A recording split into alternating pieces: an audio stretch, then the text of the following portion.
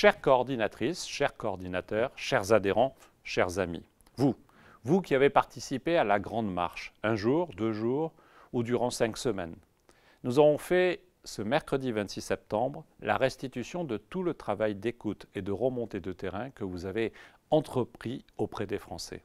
Mais je voulais vous adresser ce message un peu plus personnel pour vous dire un immense merci.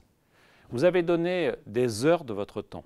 Vous avez été présent par tous les temps. Vous vous êtes engagé. Dès le premier jour, j'ai demandé à chacune et chacun d'entre vous d'entrer dans la boucle Telegram les remontées d'images de la Grande Marche. Car votre mobilisation, votre détermination à toute épreuve était belle à voir. Quand tous les commentateurs nous disaient que notre mouvement était à l'arrêt, vous étiez la preuve de sa vitalité, de son dynamisme. Au fil des rencontres avec vous, j'ai pu entendre toutes les anecdotes que vous avez vécues.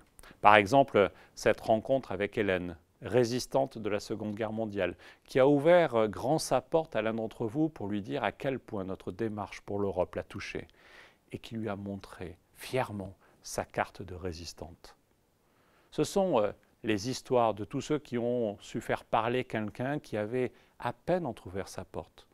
C'est aussi ceux qui ont reçu parfois des mots durs, des portes claquées au nez, des rejets, mais qui ont persévéré. Ce sont surtout ces 3 Français sur 4 qui, lorsque vous leur avez dit « Bonjour, je suis marcheur, je voudrais vous parler d'Europe », vous ont dit « Bien sûr, entrez ».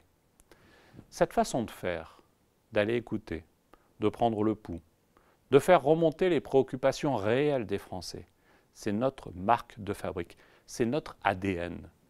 Sans vous, cette grande marche pour l'Europe aurait été un échec. Vous en avez fait une magnifique victoire. Et pour cela, je vous le redis, merci.